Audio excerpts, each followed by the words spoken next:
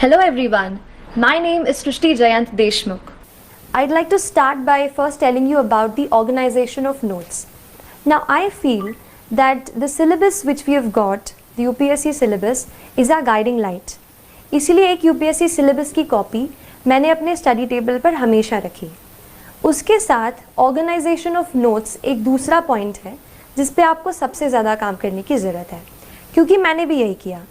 अपने नोट्स को मैंने अपने सिलेबस को अलग अलग टॉपिक्स में हम डिवाइड जैसे कर लेते हैं वैसे डिवाइड किया और हर टॉपिक को मैंने एक अलग फोल्डर बनाया. तो उससे रिलेटेड जो भी मुझे एडिटोरियल कहीं न्यूज़पेपर में या कहीं इंटरनेट पे ऑनलाइन मैंने उसके बारे में पढ़ा, तो वो सारा मटेरियल मैंने उस एक फोल्डर में डाल दिया. तो एक ये चीज़ है कि अपने नोट्स को आप अच्छे से ऑर्गेनाइज करें. मैंने कोशिश की कि मैं खुद अपने नोट्स रेफरेंस बुक से बनाऊं, क्योंकि जब मैं खुद उसको लिख लेती थी तो जो अंडरस्टैंडिंग है वो मेरी बेटर हो जाती थी. तो खुद के नोट्स पे मैंने खुद नोट्स बनाने की ज़्यादा कोशिश की. इसके अलावा करंट अफेयर्स बेस्ड स्टडी, इस पे भी मैं थोड़ी सी बात करना चाहूँगी आपसे.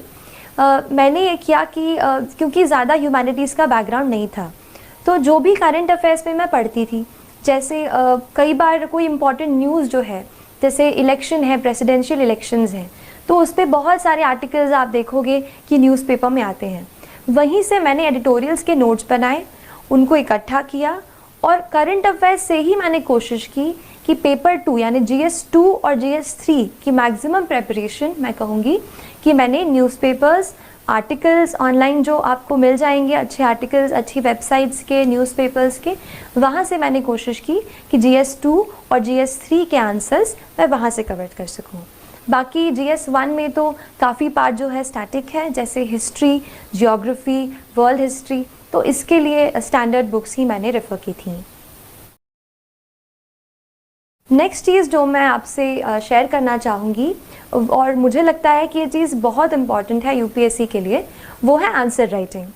जनरल स्टडीज़ और ऑप्शनल के जो टोटल हमारे रिटन के मार्क्स हैं, वही मार्क्स हैं जो हमें कहते हैं ना आखिर आपको रैंक अच्छी दिलाएंगे. तो आप जैसे मैंने ये किया कि आंसर राइटिंग पे शुरू में बहुत डर लगता था कि आंसर अच्छे से नहीं लिख पा रही हूँ, और क्योंकि इंजीनियरिंग बैकग्राउंड से हूँ तो बस पॉइंट्स में छोटा छोटा लिखने की आदत है. लेकिन जैसे सोशियोलॉजी ऑप्शनल है, आपको डिटेल में सब बताना पड़ता है, और जनरल स्टडीज़ हैं, कुछ डेफिनेशंस रहती हैं, तो मुझे भी शुरू में काफ़ी डर लगता था आंसर्स लिखने से. लेकिन इस डर पे थोड़ा सा मैंने काबू करने की कोशिश की और हर रोज़ एटलीस्ट 1 से 2 आंसर मैंने रोज़ लिखने की कोशिश की. तो ये चीज़ मैंने की, 1-2 आंसर 1-2 मैं रोज़ लिखती थी. और उसके बाद फिर मैंने कुछ टेस्ट सीरीज़ ज्वाइन की, जिसमें मैं हर संडे को कोई एक टॉपिक रहता था जिसको मैं पूरे वीक में पढ़ती थी और वही टॉपिक्स के मैं आंसर्स लिखती थी.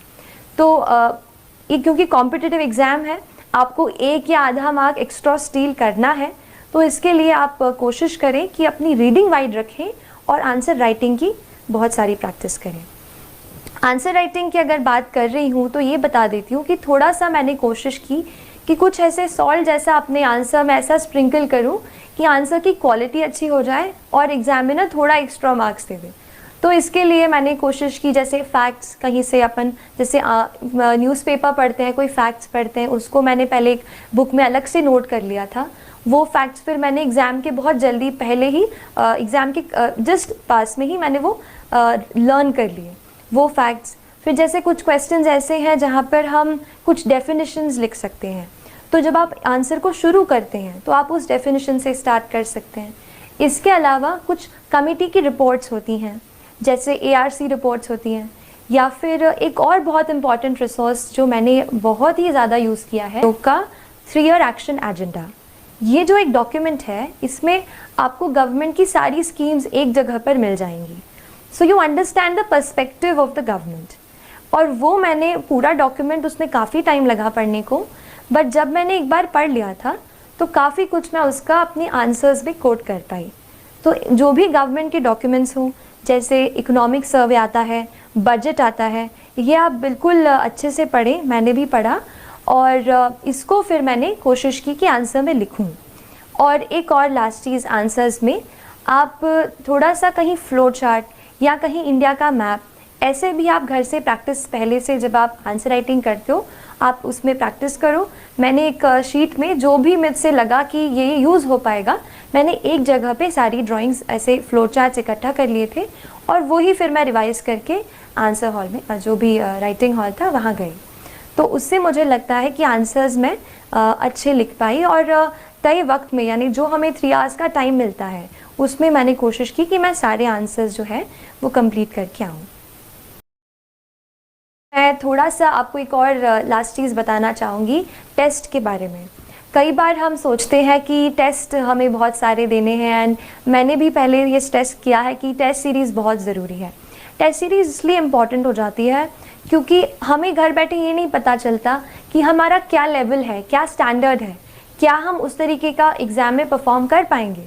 तो ऐसे डाउट्स मुझे भी थे। टेस्ट देके मुझे ये पता चला कि ऑल इंडिया लेवल पर या जो भी आप इंस्टीट्यूट का ले रहे हैं उस लेवल पर आपकी क्या स्टैंडिंग है। तो इसके लिए आप टेस्ट ज़रूर लगाने की कोशिश करें। लेकिन इसमें एक और चीज़ मैं ऐड करूँगी।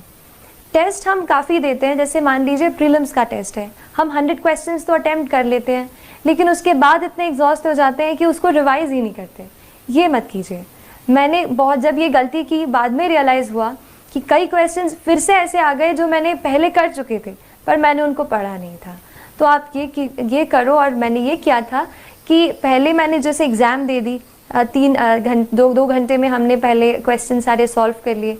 उसके बाद आप घर जाके अपने जहाँ आप पढ़ते हैं सारे क्वेश्चन को एक एक करके फिर से पढ़िए, जो भी उनका सोर्स है वहाँ से पढ़िए, उसको रिवाइज़ कीजिए या फिर मैंने उसको अलग एक कॉपी में नोट कर लिया था, जो भी इम्पॉर्टेंट पॉइंट्स मुझे टेस्ट से मिलते थे फिर उसको मैंने अलग से रिवाइज़ किया। Motivation that I got to prepare for this exam came through the preparation itself. When I started, I did not really know what I was going into.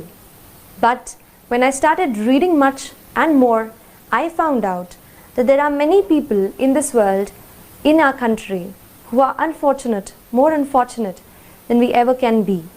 I felt, how can I use my learning capacity, my ability to learn, to reach a position where I can help them and better their lives in some manner or the other. तो यही motivation रहा throughout my preparation and it pushed me through the entire process. And I'll tell you that this exam would not only help you change other people's lives, but ये आपको भी एक बेहतर इंसान बनने में मदद करती है. That is the beauty of UPSC CSE examination. It makes you into a person who's much more sensitive, who's much more responsible, and who looks forward to doing something for the society.